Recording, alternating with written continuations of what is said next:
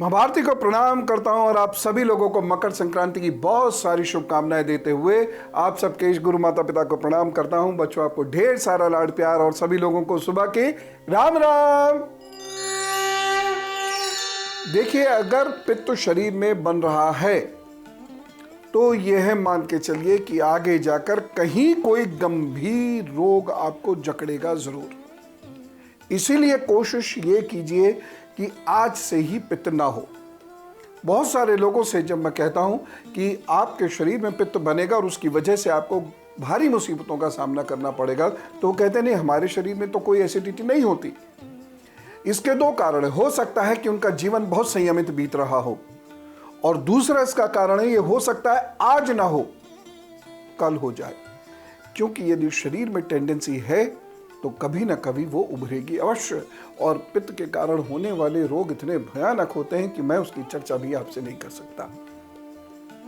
आज ही से रोकेंगे, हाथ से पता लगाएंगे कि यदि हाथ में वह निशान है तो कभी ना कहीं पित्त की समस्याएं होंगी ही होंगी।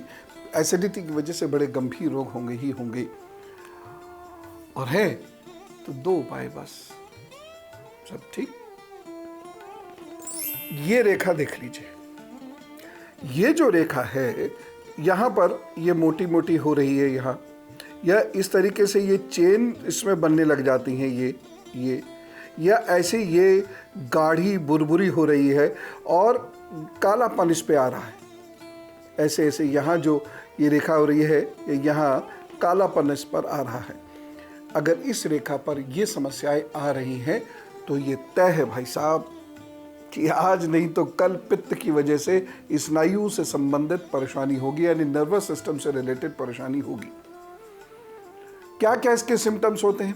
इसका पहला सिम्टम तो यही होगा कि स्मरण शक्ति कमजोर हो रही होगी, और ये शनय शनय होती है, एकदम से नहीं होती है कि आप रात को ठीक ठाक सोए, सुबह को कुछ याद नहीं आ रहा। ये धीरे धीरे होता।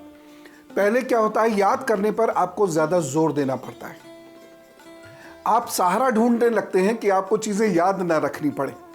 जैसे हर चीज़ को मोबाइल में करके रखेंगे, हर चीज़ को कहीं हाथ पर लिख के रखेंगे। ये रोज़ होगा, हर वक्त होगा, और जैसे ही वो चीज़ आपके सामने नहीं है आपको याद नहीं आएंगी चीज़ें, आप भूल जाएंगे। दूसरी चीज़ इसमें क्या होती है, जब कोई दूसरा बोल रहा होता है और आपके लिए कोई ख़ास बात हो रही होती है तो आप में एकदम एंग्जाइटी बढ़ जाती है, हैं ऐसे करके। और बाद में क्या होता है, जब कोई व्यक्ति पूरा बोल चुका होता है तो हम लोगों का आजकल एक बहुत प्रिय वर्ड है, वो बोलते हैं हम, क्या हैं? जब एक व्यक्ति ने सारी बात खत्म कर दी तब हम कहते हैं आजकल बहुत प्रिय वर्ड बन रहा है। ये एक्चुअली इसलिए बन रहा है क्योंकि शरीर में पित्त इतना बढ़ने लगा है कि वह हमारे स्नायु तंत्र को नुकसान पहुंचा रहा है। उसकी वजह से शरीर में हमारे व्याकुलता है, हमारे अंदर एंग्जाइटी है। इसलिए जैसे ही कोई कुछ बोलना शुरू करता है हम एंग्जाइटी की वजह से उसको सुनना बंद कर देते हैं और फिर उससे कोशिश करते हैं कि रिपीट करो, तुमने अभी क्या बोला, दोबारा बताओ। ये काफी गंभीर समस्या है। होता क्या है, जो मैंने अभी आपको रेखाएं दिखाई, इस टाइप से यहाँ पर काला है या चेन नुमा रेखाएं इस प्रकार से आ रही हैं, तो ऐसे व्यक्तियों के न्यूरॉन्स वह कमज़ोर होते चले जाते हैं, जिसका सीधे उनकी मेमोरी पर बुरा असर पड़ता है। और न केवल मेमोरी पर बुरा असर पड़ता है बल्कि उन्हें गुस्सा बहुत आना शुरू होता है, क्योंकि उनका कोई भी विकार वह कंट्रोल नहीं कर पाते। कहीं ये भी देखा जाता है कि ऐसे लोगों में काम विकार बहुत ज़्यादा होने लगता है, जिसकी वजह से वह अपना काम खराब करते चले जाते हैं। कहीं कहीं ये देखा जाता है कि ऐसे लोगों के अंदर लालच और निंदाएं बहुत करने की टेंडेंसी डेवलप होती है, और इस वजह से वह अपने दिमाग का ग्लूकोज ख़त्म करते चले जाते हैं। अब मैं आपको एक रेखा और दिखाता हूँ, और इससे आपकी समझ में आएगा कि आपके हाथ पैर में दर्द आखिर क्यों है, क्यों हड्डियां आपकी सूज जाती हैं, और किन लोगों को बहुत ध्यान रखना होगा। ख़ास तौर से वो लोग जो कंप्यूटर पे टाइपिंग बहुत करते हैं, इस बात को ध्यान से सुन लीजिएगा, ज़रा ध्यान से देखिए साथ को। यदि आपका हाथ ये वाला हिस्सा इस वाले हिस्से से बड़ा है, यानी उंगलियां हथेली के मुकाबले छोटी हैं या हथेली के बराबर हैं। दूसरी चीज, यदि आपके हथेली का जो स्किन का रंग है वह थोड़ा सा खुश्क सा है, खुश्की दिखाई देती है और सॉफ्टनेस नहीं है आपके हाथ पर, सॉफ्टनेस नहीं है, और ये वाली जो रेखा है ये लास्ट में 2-3 भागों में बट जाती है, और ये वाली जो रेखा है इस पे इस प्रकार से कट्स के निशान है। यह पित्त की उस स्थिति को दिखाती है जिसकी वजह से कभी ना कभी जीवन में सीरम यूरिक एसिड डिस्टर्ब होगा। सीरम यूरिक एसिड डिस्टर्ब होता है तो आप जानते ही हैं क्या क्या परेशानी होती है।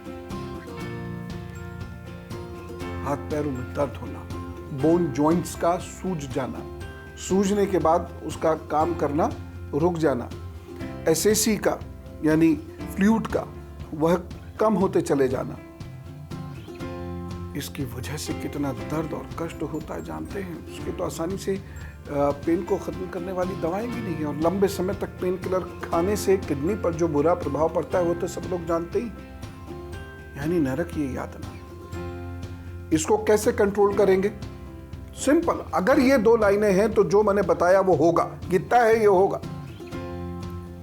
इसको कंट्रोल करने के लिए वाटर डिसिप्लिन सबसे इंपॉर्टेंट है, यानी खाने से 1 घंटा पहले और 1 घंटे बाद तक पानी को हाथ मत लगाइए। शरीर यदि गर्म है तो पानी मत पीजिए, यानी कहीं से चलकर भाग कर आ रहे हैं तो पानी बिल्कुल मत पीजिए। जरा सा मीठा खा लीजिए भले ही, अगर मीठा सूट करता है तो, और नहीं तो चुपचाप बैठ जाइए। समय पर भोजन कीजिए, देर रात भोजन नहीं कीजिए। और जिन लोगों को पित्त बहुत होता है उनके लिए मैं विशेष रूप से ये निवेदन कर रहा हूं कि जैसे ही सूर्य मंथर हो, यानी जैसे ही अस्ताचल की ओर सूर्य जावे वैसे ही भोजन कर लीजिए। सूर्य के डूबने के ज़्यादा से ज़्यादा 1 घंटे के अंदर अंदर भोजन कर लीजिए। बहुत देर से आप भोजन करेंगे तो आपको पित्त की समस्या कभी ख़त्म नहीं होगी। कच्चा प्याज, कच्चा टमाटर, खीरा, दूध से बनी हुई चीज़ों का अधिक सेवन ख़त्म। दाल भी पतली लेना शुरू कर दीजिएगा। नहीं तो उन लोगों से ज़रा पूछिए जिनके हड्डियों में सूजन की वजह से, सीधे सीधे कहूँ तो गठिया आर्थराइटिस की वजह से जिन लोगों को पीड़ा होती है वो कितनी भयंकर होती है, और ये हाथ में रेखाएं हैं तो बचना बहुत मुश्किल होगा। मैं आपको अब वो संकेत आपके हाथ पर दिखा रहा हूं जो आपको पीड़ा दे सकते हैं, और यदि आपने आज उन संकेतों से सबक नहीं लिया तो ये आपको नुकसान काफ़ी दे देंगे। उससे ज़्यादा क्या कहूँ, ये संकेत देख लीजिए। अगर ये आपके नाखूनों के नीचे ये जो गांठें होती हैं ना, ये यहाँ पर इस तरह से चिटे जाओ करती हैं, ये अगर वहाँ पे कालापन आता है, या फिर आप हाथ को अब अंदर से देखिए, इस स्थान पर, ये वाला स्थान है, इस स्थान पर यदि कुछ हल्के काले धब्बे आपको दिखाई देते हैं, या उंगली के यहाँ पर इस जगह पर आपको हल्के काले धब्बे या गाढ़ी गाढ़ी लाइनें दिखाई देती हैं, तो पता है क्या हो सकता है? एसिड की वजह से गैल ब्लैडर में स्टोन हो जाएगा पहले तो, या पेट में दर्द रहा करेगा। और अगर आपने सिगरेट, शराब, मांसाहार, गरिष्ठ भोजन इसका सेवन जारी रखा तो ये कोलाइटिस देगी। यहाँ पे पीड़ा होगी, रिब्स के ठीक नीचे और नाभि से लगभग 4 उंगल ऊपर पीड़ा होगी, दर्द होगा, और जब ये दर्द उठेगा ना तो भयंकर दर्द। और अब गुरु मंत्र। देखिए, ये बात तय है कि यदि आपके पित्त बहुत बनता है तो आप बहुत अच्छे से कुशलतापूर्वक अपने कार्य नहीं कर पाएंगे। आप क्रोध का शिकार रहेंगे, व्याकुलता का शिकार यानी बेचैनी का शिकार रहेंगे, आपके अंदर एंग्जाइटी बहुत ज़्यादा होगी, और पित्त बहुत बनेगा तो आप अनर्गल बात किसी के सामने कह सकते हैं, किसी से कुछ भी कह सकते हैं, निंदा कर सकते हैं, आदि आदि। ये सारे दोष आपकी तरक्की को रोक देंगे। और सीधी सी बात है, यदि आप पित्त बना रहे हैं अपने पेट के अंदर और नहीं ध्यान रख रहे हैं उसका, तो आपका सूर्य मंगल दोनों आपको बुरा फल दे रहा है। ये तय बात मान के चलिएगा। अब इसे कंट्रोल कैसे करेंगे? सबसे पहले तो ऐसे लोगों को मैदा वाला गरिष्ठ भोजन, तेल, पका हुआ, ज़्यादा तला हुआ भोजन खाना एकदम बंद कर देना चाहिए, और समुद्री नमक का इस्तेमाल करना बिल्कुल बंद कर दें। रात में 1 बड़ी चम्मच त्रिफला शहद के साथ, और शहद नहीं ले सकते तो गुड़ के साथ लेकर सो जाया करें। थोड़ा थोड़ा कई बार खाएं, और भोजन के 1 घंटे पहले और 1 घंटे बाद तक जल बिल्कुल नहीं पिए। और साथ ही साथ पेट के 4 उंगल चारों तरफ आप नारियल तेल की मालिश कर लिया कीजिए। और यदि संभव हो सके तो कुछ प्राणायाम कर लिया कीजिए, जिसमें कपालभाति या अग्निसार क्रिया सबसे महत्वपूर्ण है। पेट में पित्त नहीं होना चाहिए, और पेरेंट्स से भी मेरी रिक्वेस्ट है कि बच्चों के पेट में पित्त ना रहने दें, इससे उनकी पढ़ाई में बाधाएं उत्पन्न होंगी। चलो, और आप खूब खुश रहिए, खूब खुश रखिए, शांत रहिए, शांति मिलेगी। राम राम, नमस्कार।